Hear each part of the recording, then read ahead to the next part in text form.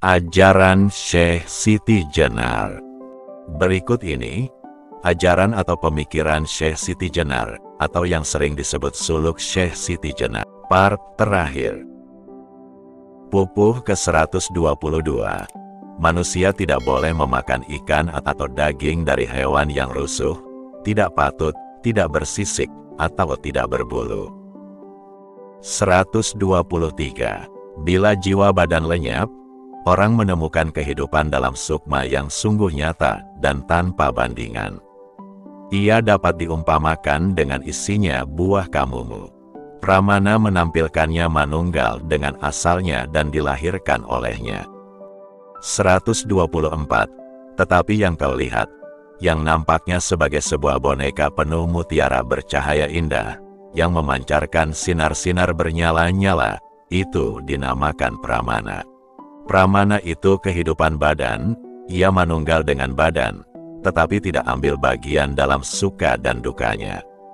Ia berada di dalam badan. 125. Tanpa turut tidur dan makan tanpa menderita kesakitan atau kelaparan. Bila ia terpisah dari badan, maka badan ikut tertinggal tanpa daya, lemah. Pramana itulah yang mampu mengemban rasa, karena ia dihidupi oleh sukma. Kepadanya diberi anugerah mengemban kehidupan yang dipandang sebagai rahasia rasanya zat. 126. Penggosokan terjadi karena digerakkan oleh angin. Dari kayu yang menjadi panas muncullah asap, kemudian api. Api maupun asap keluar dari kayu.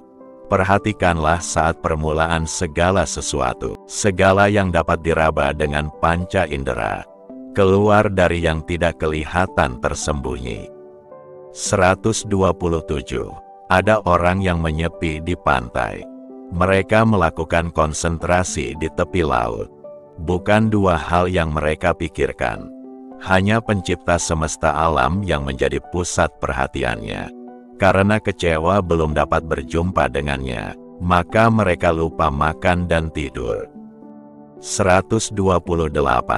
Badan jasmani disebut cermin lahir, karena merupakan cermin jauh dari apa yang dicari dalam mencerminkan wajah dia yang berparas. Cermin batin jauh lebih dekat. 129.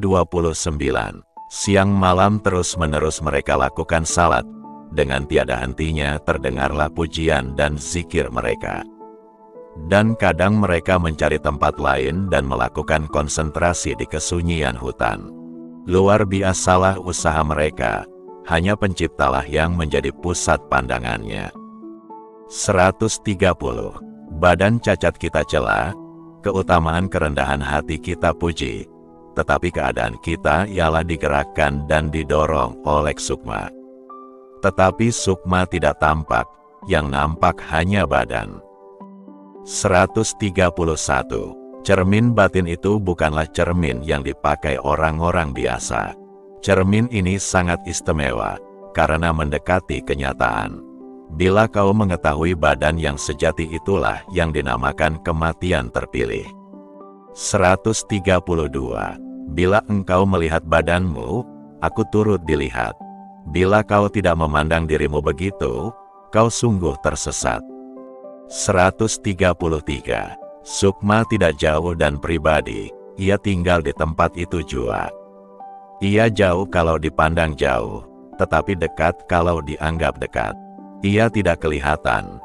Karean antara dia dan manusia terdapat kekuatannya yang meresapi segala-galanya. 134. Hyang Sukma Purba menyembunyikan diri terhadap penglihatan, sehingga ia lenyap sama sekali dan tak dapat dilihat. Kontemplasi terhadap dia yang benar lenyap dan berhenti. Jalan untuk menemukannya dilacak kembali dari puncak gunung. 135.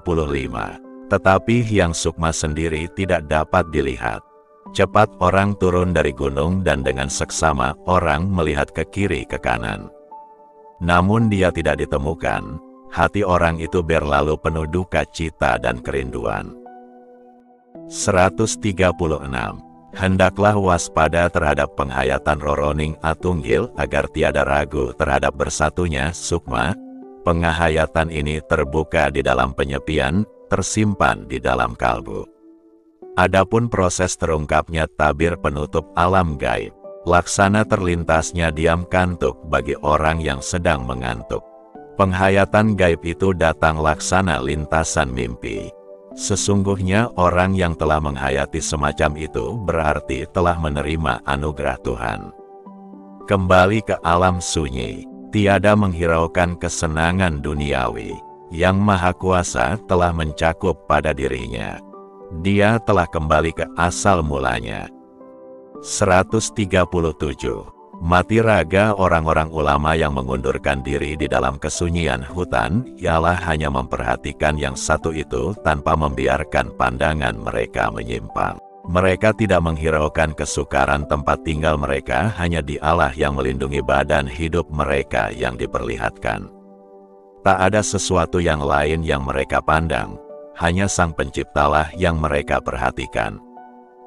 138. Yang menciptakan mengemudi dunia adalah tanpa rupa atau suara. Kalbu manusia yang dipandang sebagai wismanya. Carilah dia dengan sungguh-sungguh, jangan sampai pandanganmu terbelah menjadi dua. Peliharalah baik-baik iman kepercayaanmu dan tolaklah hawa nafsumu. 139. Bila kau masih menyembah dan memuji Tuhan dengan cara biasa, kau baru memiliki pengetahuan yang kurang sempurna. Jangan tersenyum seolah-olah kau sudah mengerti. Bila kau belum mengetahui ilmu sejati, itu semua hanya berupa tutur kata. Adapun kebenaran sejati ialah meninggalkan sembah dan pujian yang diungkapkan dengan kata-kata. 140. Sembah dan puji sempurna ialah tidak memandang lagi adanya Tuhan, serta mengenal adanya sendiri tidak lagi dipandang. Papan tulis dan tulisan sudah lebur, kualitas tak ada lagi. Adamu tak dapat diubah, lalu apa yang masih mau dipandang? Tidak ada lagi sesuatu, maklumilah. Demikianlah suluk Syekh Siti Jenar.